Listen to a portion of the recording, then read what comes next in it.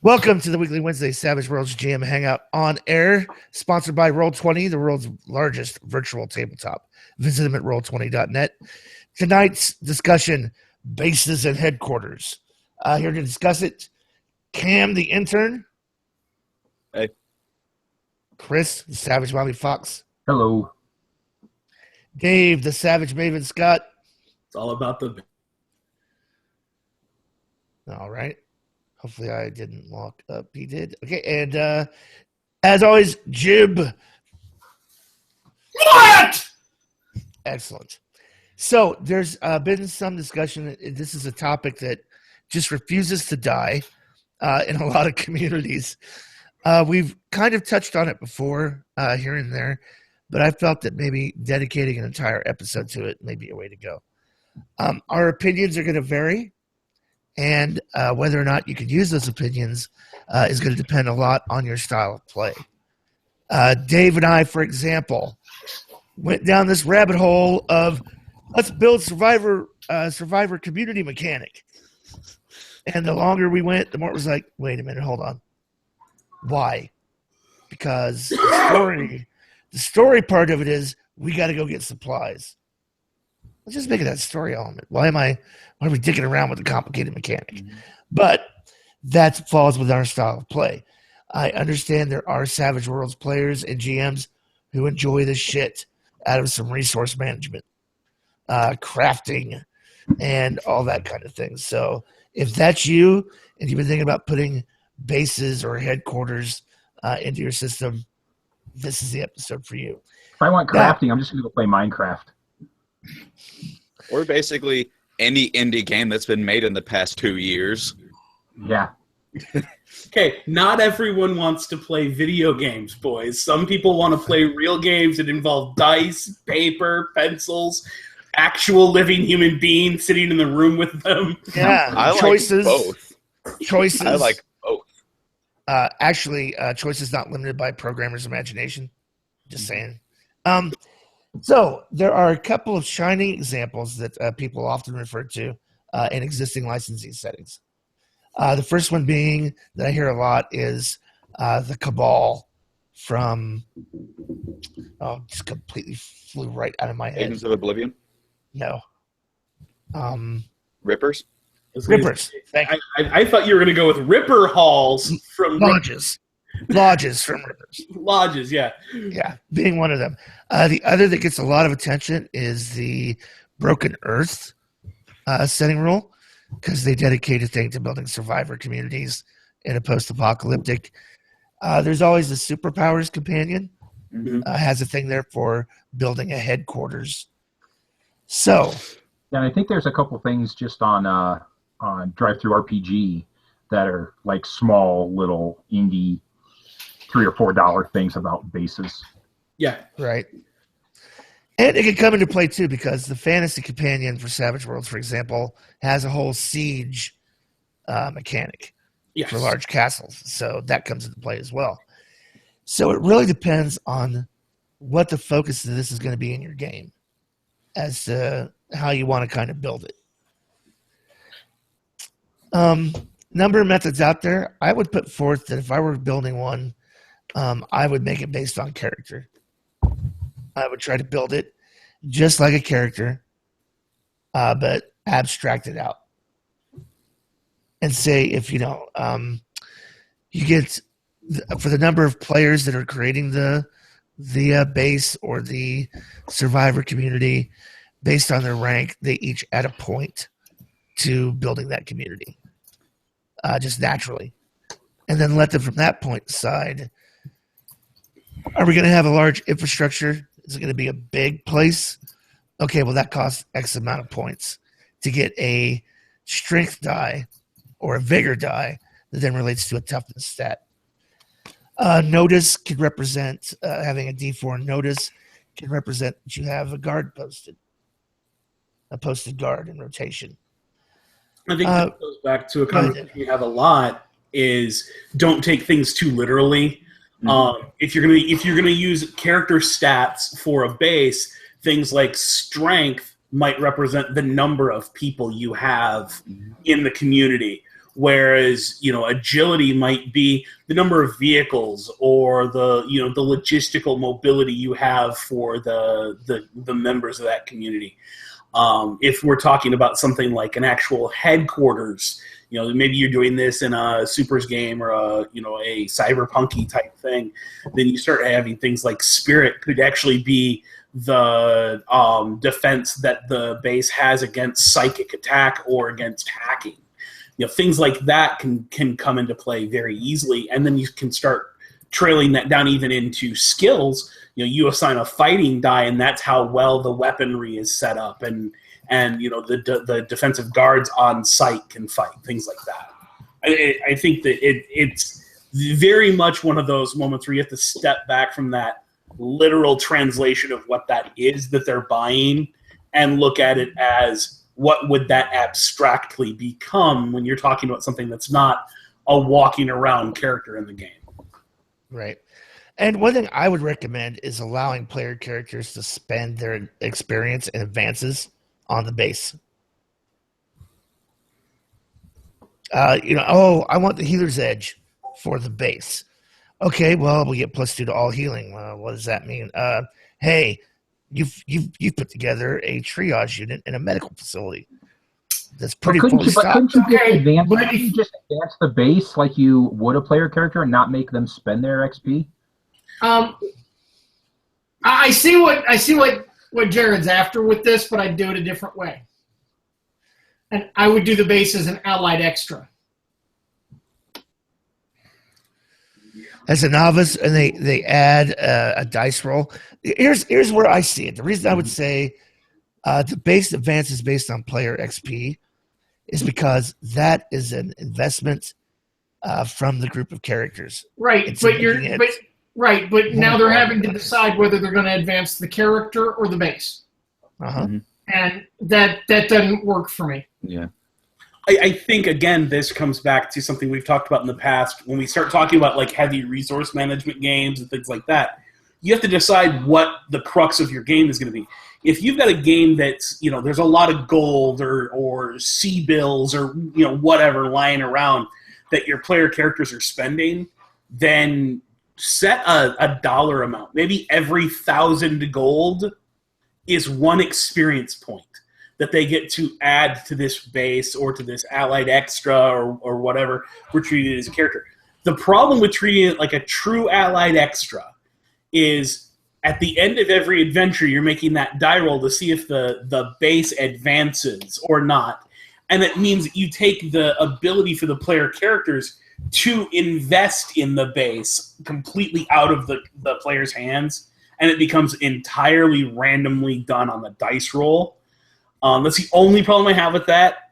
But at the same time, just like allied extras, that's going to act as a way to kind of curb something. Maybe you say every so many adventures, the base just automatically upgrades. Or every time the lowest rank is achieved, the lowest rank member of the party is now gone from novice to seasoned. Now the base advances all the way to seasoned, and they can apply all those advances to it. You have to pick a system that fits the playstyle of the game, though.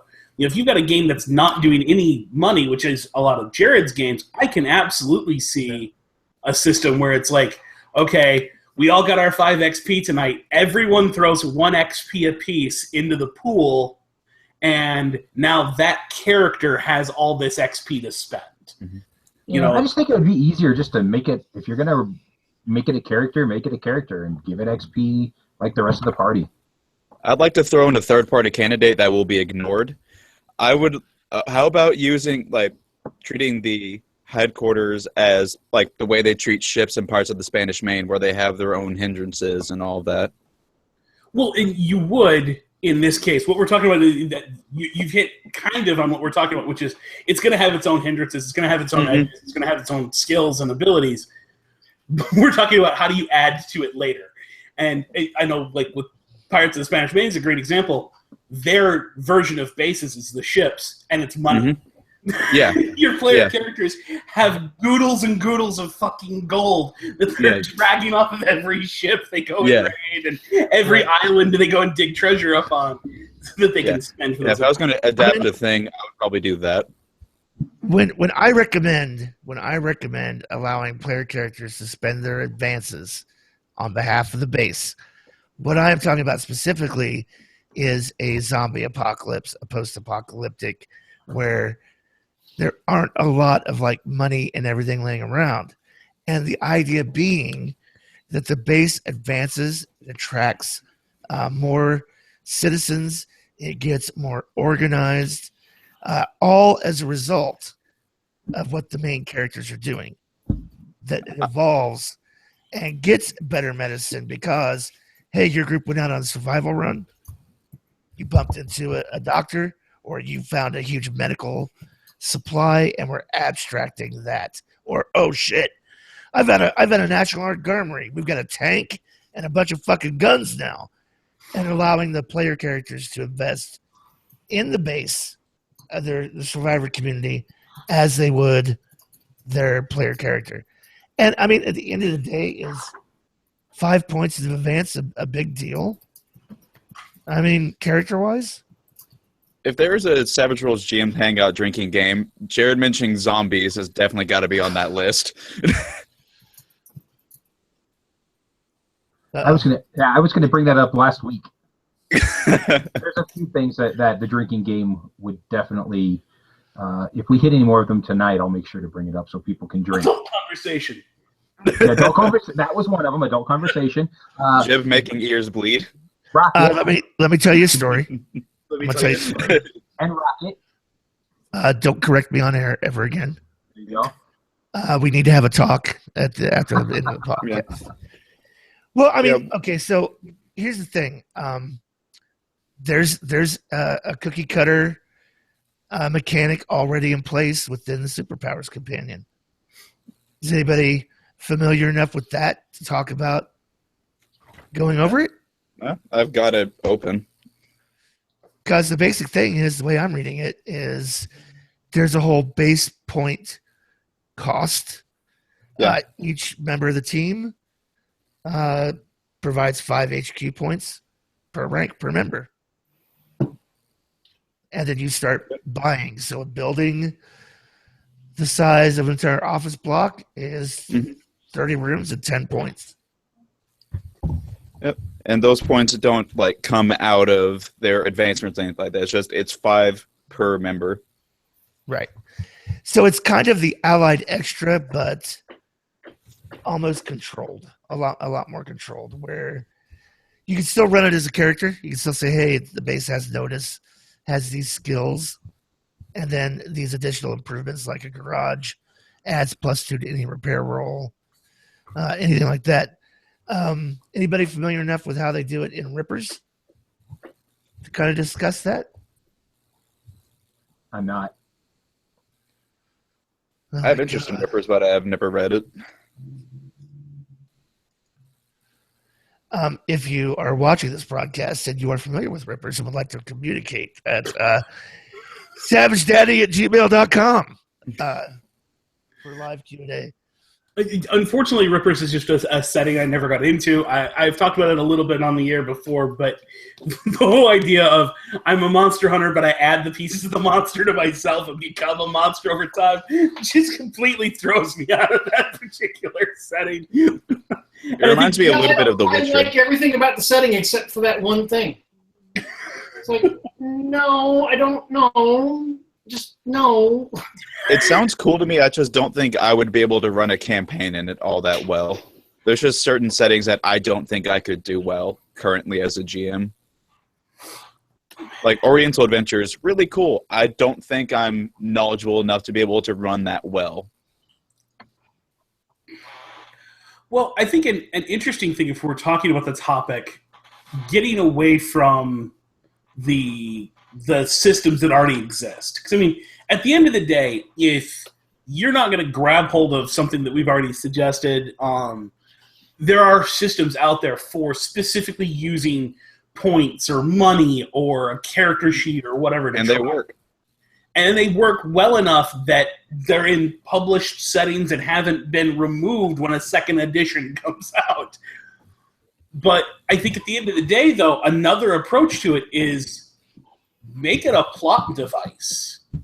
You know, if your superheroes have a headquarters and the players are constantly relying on that headquarters, then there should be a plot device where someone attacks the headquarters, you know, or someone tries to find out where it is. You know, if you watch enough Batman cartoons, read enough of the Batman comics, you find there's always someone out there looking for the Batcave. And there's always something that goes wrong. Some piece of equipment malfunctions at an inopportune moment, and now you have this whole plot hook where Batman has to go out and get that piece of information that he can't get off the big Bat computer. You know, you have to have this balance of, is it an important thing to your game that the players need to actually go out and do? Then the base shouldn't be capable of it. And you have to have that kind of a give and take. That makes it a lot easier to handle as a narrative device rather than this big mechanical monstrosity you're having to track on a piece of paper where your players can, you know, go, oh, well, we have this infirmary, so we're just going to hand wave healing. We're considered to have, you know, state-of-the-art medical facilities for all natural healing roles. We get the massive bonuses. So looking over Rippers, it looks it's actually kind of interesting. Your lodges are actually ranked from 1 to 12, and so you get modifiers. You can add rooms to it. You can add edges to it, and the way you increase your lodge is that when you go up in when you earn an advance, you earn what's called a lodge point, which you can pool with everybody else. And then the rank cost is a number of lodge points equal to the next rank. Right, so it's a little some similarities to but point advancement from Superpowers Companion. Yeah, kind of like a point by system.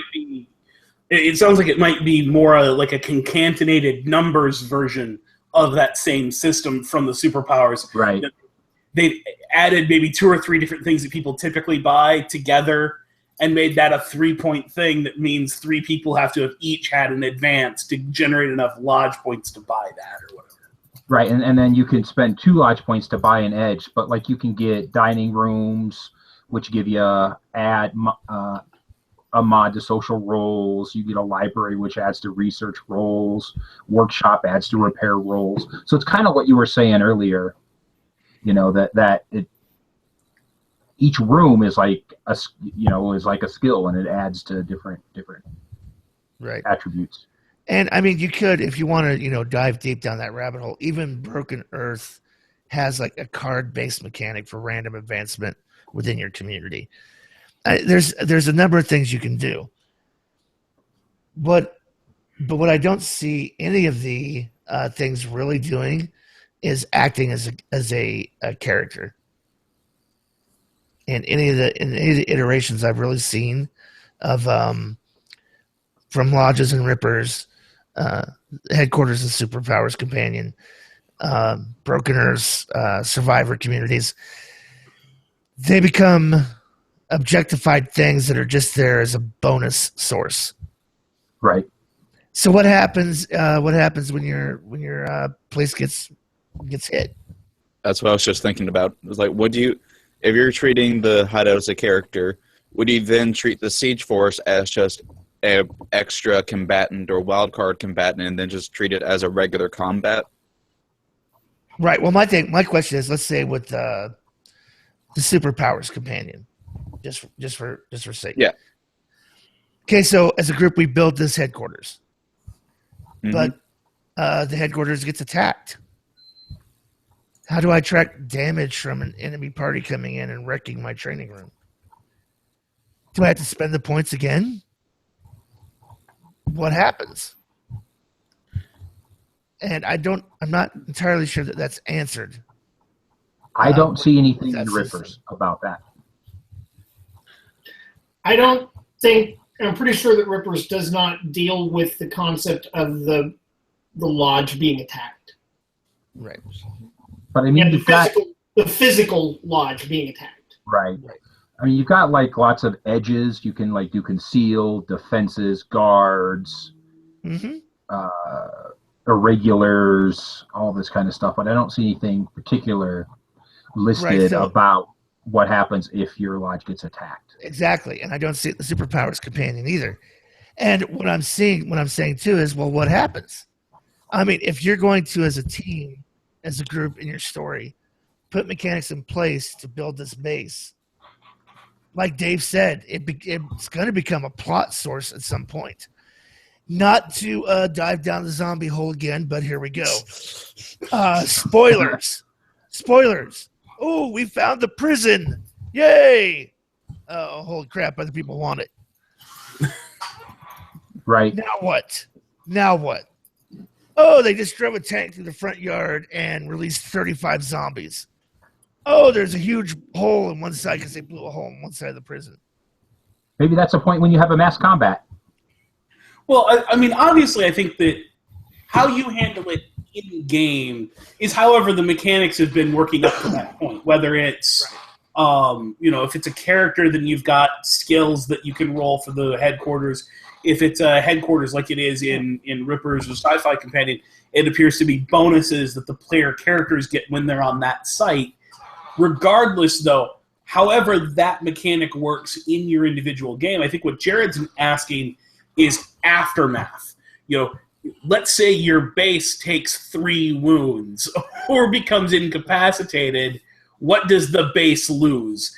And if if we start talking lodges or we start talking headquarters in the Superpowers Companion, there's no wound system for that. But what happens when the Joker breaks into your base, sets like 90 bombs, and blows the Batcave to shit?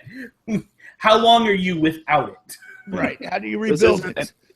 Yeah, this isn't something that's like explicitly said in the Superpowers Companion, but what I would extrapolate from it is there's the headquarters condition table on page 52. I would probably just have it to where if your base gets completely wrecked, then it goes down a level of condition, which can affect like the number of functioning facilities and all that.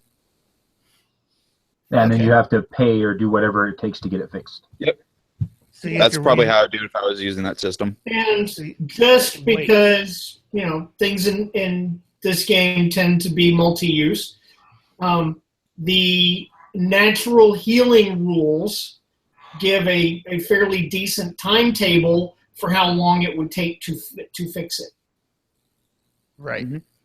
So, but I think what I'm just trying to extrapolate here for point of conversation is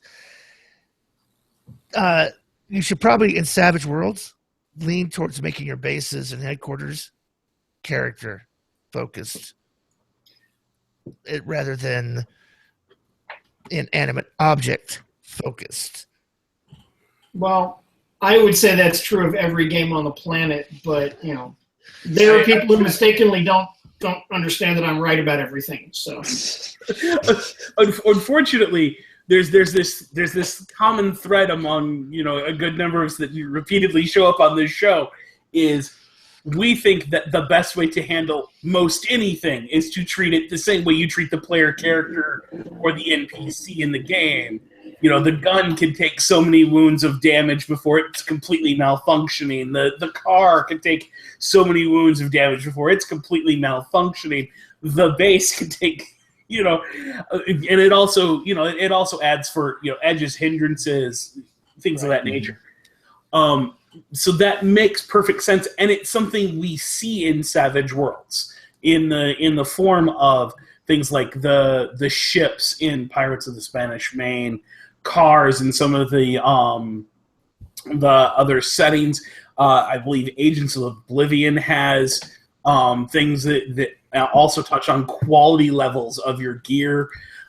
There's a lot of these things in Savage Worlds that are built in that deal with like this gradient quality. And it's a big part of our dice roll system too. So it makes perfect sense, but I don't think anyone's codified it yet. And I think it leaves players a little swamped for, well, how do I deal with the aftermath of that thing? Right. And the reason I'm suggesting your base or headquarters as character is because the mass expanse of rules that exist for character situations exist in Savage Worlds. You know how to take damage for a character. You know how to repair or heal damage for a character. The same kind of idea that like, if you're the construct race. You don't suffer wound penalties, but that's a repair roll. Well, no, you do suffer wound penalties, but it's a repair roll, not a healing roll, to get you to heal up those wounds. And it's not necessarily a set point of time. It's just a repair roll. So I think treating a base as a ancillary character or a construct type character makes a lot of sense, especially when it comes to crap. Our base just sustained 2 wounds. Everybody is scurrying around because, well, the walls are down. We're exposed. There's oh my God, people are coming in. We're exposed to our enemy. Everybody's head's on a swivel while they're trying to do something. So, of course, -2 to everything. So, but I agree. I don't think that anybody has codified a mechanic per se for bases outside of their own setting. And I think it works well within each individual setting. Don't get me wrong. I'm not sitting here going, the Lodges and Rippers are a complete friggin' disgrace. Oh, no. Jared thinks anything other than core rules is awful. Just let that be known. Except there are things in core rules that are also awful too, Jared. So keep that in mind. The Superpowers Companion. Superpowers Companion stuff is bull. I'm not saying that at all. What I'm saying is it's going to depend on your particular system and setting or genre that you're trying to capture. And as Dave and I were saying earlier, if your play style is, dude, we're playing in an apocalypse. Why are we sitting there counting sticks?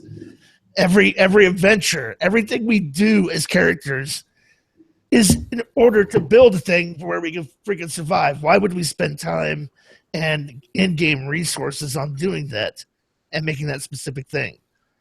Well, maybe some of your players enjoy it.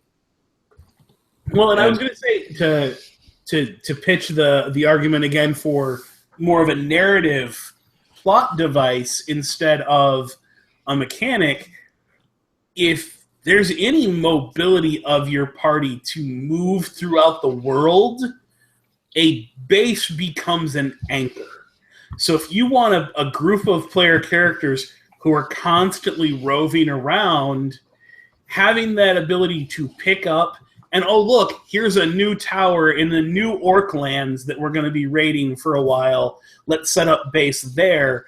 And now you can describe the natural defenses of the tower they've moved into rather than going, okay, now let's cross out this other thing we've created with all your points and just transfer those points over and build a new one here. No, you can have a more flexible story if it's a narrative device that the players are moving from one barracks to another around the world as your game flows. But again, I think it depends greatly on both the play style of your game and group, what they're going to find fun, and also just as a GM, there's a lot more flexibility if I can say the computer is down this week. The big plot hook this week is you guys have to go out and get a new computer for the base, rather than the computer actually has to take damage and run dice rolls to see if it happens before we can create this plot hook of this thing that happened. Right. If your characters have the ability to roam around the world pretty much at will, take it away from them. Yeah, take that ability away from them. Depending, I mean, if you've got a game like let's say you're doing a Supers game and it's the X-Men. They've got that big Blackbird jet that takes them everywhere all the time. Take it away from them. Bind them to where they are. Why? Well, wait a minute. Why would you do that? I thought we were all about open world and player agency. What the fuck? Okay, I do believe it's a reversal of hats. Jim's gone dark. Asshole Holy GM shit! Jim has put on both of ours this week. No, I agree. Darth Jib. I agree. In a post-apocalyptic, oh, absolutely, take it. that's par for the course in it. Okay, a slight difference, though. Apocalyptic world. If you have a fucking double-barreled sawed-off shotgun, it's probably the only double-barreled sawed-off shotgun for 1,000 miles, and everybody's gonna want it. I was gonna say, with a post-apocalyptic game, the take it away from them is literally every heartbeat. They found a tin of beans, taken away from them either through hunger, through a rival group. They had to drop it to run from zombies. You take things away from players. The whole point of survival-esque apocalyptic games.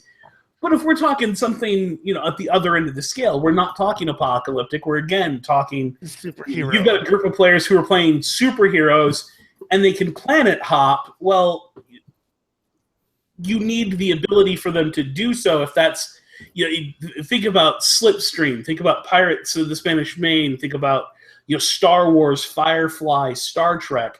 The ship, the way they maneuver around the world is pretty integral to the actual game y'all are playing. I wouldn't take that away from the players.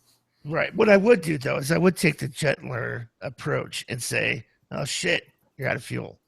Oh, shit, you need a thingamabob for the engines, or you're not doing light speed. Oh, somebody wants your ship. And then here come people to take your ship. But it's more of a plot hook that you're dangling out there from to try to wave it off or get it back. That took us completely off track. I had someplace I was going until Jim started shouting, "Take it, take it, take it!" Old man Jim decided to be cranky tonight and just take everything away from all the players everywhere. It was awesome. We'll all give Jared a moment to collect his thoughts. I have embraced a somewhat new philosophy for all of my games. At the moment when things get quiet, hit them. Hit them. Hit them, hit them, hit them. Every time. Well, I mean, there's something to be said. If you're not constantly putting a challenge in front of the players to overcome, the game can become very routine. So, goes beyond putting a challenge in front of them. It's that moment when the words go through your head to ask them, so what are you going to do? In that moment, instead of asking them, what are you going to do something to them. Do something to them that hurts. Mm-hmm. Do something to them that makes their life difficult. Do something to them that punishes them for breathing. I'm getting a little choked up. I would word it as do something interesting, regardless of whether it hurts them or it's just something weird to deal with. Cam, give Jared his moment. You all right, Jared? Okay? I'm pretty sure he came. If I had a soundboard and I could play the Wuthering Heights theme song, I would be sending it out to Jim right now with a huge hug, like, welcome aboard, finally. And we would get content ID'd so quickly. So yeah, when you think to go, so what do you do now? Ninja monkeys break through the windows carrying shotguns. I'll give you an example. I'll give you an example. Was running a game, different system, a while back, and one of the detectives in the game was not handled by a player because it only had 3 players. But the game really calls for having even numbers because you have partners. So we created the 4th detective. We knew whose partner he was, and then I asked that player, so why is your partner not in this episode? And he said, I had to report him for doing something. I forget now what it was. I went, okay, cool, awesome, that's cool. That's awesome. See, it's right there. I know where this is going. No, you don't. It's better than that. And then they went, oh, and I said, okay, so what department do you guys work in? And they went, oh, we're homicide detectives. I went, okay, I know who my murder victim is now. They get to the opening scene, and they go and they get a call. There's a dead body because they're homicide detectives. They go down to the scene. There's a body laying there with a tarp over it. The player character who had turned his partner in goes over, pulls the tarp back, and I said, "It's your partner," and he lost it on the spot. There you go. Weave it back to them. Sorry for the sidetrack. No, that's all right. Quite all right. I enjoyed it immensely. Need some tissue. But, one thing you could do if you're the type of game master or player that likes to have some semblance of structure, rather than just being all hippie narrative, 100% rainbow and unicorn farts, just woo, whatever. But you don't want to go down the rabbit hole of I don't let clock fun get in the way of my story. If you don't want Swiss clock like precision, precision, Easy for you to say. precision either. I think that applying the mass Garrett's still battle, recovering. I think applying lot the of mass drinks. combat, I think applying the mass combat system just randomly to a newly encountered base, or if you're going to set up a base, is a decent way to go. So I'm going to throw that out there. Ideas. Mass combat rules to determine your base. To determine what happens to your base. No, just what kind of base it is. Maybe. Story-wise. I'm trying to picture how that would work. So With I the find mass an combat abandoned. rules. I find an abandoned castle, and Okay. we're in a fantasy world, and we decide we're going to make it a base. So the GM can go, okay, well, the main wall's kind of not altogether there. The moat is dried up. Structurally, not great. Defensively, a lot of rough terrain, broken rocks. But inside Fortiments, yeah, there's a full armory in there. There's a lot of dried food in there. And narratively, you can build basically what the starting token advantage would be in a mass combat, and any bonuses based on that while they're having any kind of a combat situation there on the site. No? I'm getting a lot. I'm just looking at everybody getting a lot of like blank. I'm looks still like, waiting for what? this to somehow tie back to mass combat, which is what Right. you mentioned earlier. That's where you lost me, was mass combat, where we So got tokens, whenever he first started talking, knowledge battle rolls to see who loses sides and morale rolls. I'm not sure how mass combat ties to what you're describing. Well, you're talking about a base, right? We're talking about the base has when you're doing the setup for a mass combat. Okay. And the Oh, well- modifiers, morale modifiers, and everything right. it gives you. I could see that because, I mean, that's part of mass combat, isn't it? You're gonna do that anyway. You're Right, gonna but give I'm them saying- bonuses to the Yeah. base. And if you've got a base and you're defending that base, you should get defensive bonuses in the mass combat, and probably some attack bonuses. Though there are probably some liabilities that go along with it too. I'm just saying it's a quick and dirty, lay it down, abstracted. Oh, we're traveling and we found this. We're going to make this our base. I don't know. So forget Okay. the knowledge battle roll. I'm talking about the determination of token disparity when you're setting up a mass combat, and any kind of like things for morale or that would apply to the knowledge battle roll, like a +2 because it's well fortified. Okay.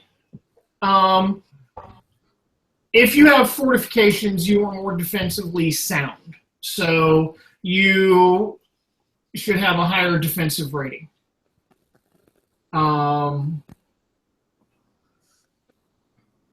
See, I don't know. I think that, to me at least, this sounds very much like, so the players roll up on Castle X, and you need to suddenly pull out of your butt a system to determine what is the features of Castle X. I would almost say take a look at like what they did with Pirates of the Spanish Main, where you take the hindrances list, lay out the hindrances, roll some dice, and count through the dice pips down the list, and that's the hindrance that this has. Now do the same thing for edges and assign 2 or 3 edges, 2 or 3 hindrances to this location. That those are things the players now have access to. That's what you get brawler. So there's a lot of combat weapons, melee weapons laying around the base, old shields and swords and whatnot in the armory. They get the berserker edge. Okay, well now we're gonna say that this is a base where there's a lot of pits with spike traps and everything around it for a mode. It's not a traditional mode. It's now a trapped mode. So it has this kind of double-edged sword that the players have to avoid falling in just as much as the enemies do. You can very easily do something like that, and that's something that again references a system we already see in the fantasy companion. There's dice rolls to determine magical weapons. It'd be very quick and dirty. Just count the number of edges and hindrances you have available, make a dice roll, and go down through them. Yeah, I'm looking over the Broken Earth one right now, and I find it interesting. I kind of like the way their attributes. They basically have 3 attributes: economy, force, and morale, and they all start at a D4 die type. I didn't really look at how you up those, but that's kind of interesting. Yeah, Broken Earth leans a little bit more heavily towards character. Yeah, and then there's creation, edges and ongoing projects you can do. Yeah, it renames a lot of the attributes and condenses everything. Yeah, interesting. Like I said, not a bad system. Not a bad system at all. It just can really depend on your playstyle. So, just kind of throwing ideas out there, freeform with the mass combat thing. Could it be used? Maybe. Maybe, maybe not. You could just as easily go plus 2 to everything. It provides enough cover and substantial blah, blah, blah. And it's got 3 wounds total. It's already taken 2 because it's crumbling from a previous assault. Right, but there's got to be a downside too, limited resources. You've only got so much food and water. Right. You've only got maybe you've got external electricity and you're susceptible to the powers coming against you, taking over the power plant. And cutting off your electricity, or just gaining access to the transfer station, or whatever, right. That cuts off your electricity. So it should not be a uniformly upside thing. Because if you think about a siege, one side is well defended, but the other side can move around. They can't. Well, and the other aspect to that, I think, is if we're talking about a random location that your players are going into, which is what it sounds like this is what you're looking at, Jared, is right. How do you on the fly do this when they just come upon the old fort? Well, if that fort's been besieged before, there's likely at least one breach in the wall. Right. Or there's a major, there's plagued water in the well. There's a really bad rat infestation. There's a reason no one's currently using that fort. There's a reason that someone's given up this headquarters in the past. It's all the electronics are faulty. Something is wrong with it. Right. Yeah, I'm just saying when the players decide just off the cuff, this broken down castle that we passed along the cliff. Yeah, we're gonna make that into our base and fort. Oh shit! All right, What can Happens I every time. apply to this as a quick base? As If a you GM, give them an kinda abandoned makes sense. building, they're going to make a base out of it. Yep. Or they're going to build a school and Or set an it on fire. orphanage, Yeah. or a shelter for wayward kittens or something. All right. Okay, well, I think we've pretty much exhausted the topic of bases. I don't know that we've shined any new light or definitive answers on the topic at all. A great deal. We've talked a lot about here's certain options, here's different ways to approach. Moving forward, I want to make a quick change to the show format. Rather than pimp it, we're going to go with GM tip of the week. So in closing, if anybody has a brief GM tip, rules, point, some kind of point they want to make about Savage Worlds, feel free. If you pull a blank, you can just say pass. Fine with me as well. And we'll start with Cam, the intern. Keep it simple. If it's not broke, don't fix it. Excellent. And it isn't broke, even though you think it is, unless it's a couple of things. Chris? If you have new players, go to G Plus and grab this player's cheat sheet. Oh, yeah, I saw that. It was Morn Shump, I think, is who did it. It's really pretty good. I have a brand new player, and I'm going to give it to her next week. I love that sheet. I saw that. That was awesome. Saw this morning. Dave? So, GM tip, clarification on a rule. I actually had a member of the community reach out to me earlier today for my opinion regarding an issue with the rules. And the question was regarding how to handle automatic fire. The ultimate way I can answer this is to say there is a great forum post by Clint that can be found on the PEG forums that actually gives an example of this. But the crux of it is when a player wants to do anything, whether it's, automatic fire, if it's using multiple bolts, something of that nature, they declare their targets, they make their dice rolls, and they must take the best dice. They may not choose to replace a hit with a bigger hit and keep a miss. They must take multiple hits on that. They don't. Savage Worlds has this great rule. You roll your trait die, you roll the wild die, and you keep the better of the two. You don't keep the one of your choice of the two. So that's a big thing. And then you have to handle those individually. So if you declare a shot on Jared, a shot on Jib, and a shot on Chris, you're going to roll each one separately. You're going to roll the damage for each one after you determine whether there's a hit. If you roll 2 hits on Jared, well, at that point, you're going to complete the first hit entirely, then start the second hit. This is an order of operations thing. It's really easy to get confused on, but it's definitely one that I highly recommend looking up that post from Clint because it really lays it out with a great example. And I found the post just by searching assigning damage. Those were the 2 search terms I used. Jib? Rules tip? The rules. When in doubt, make a decision and go.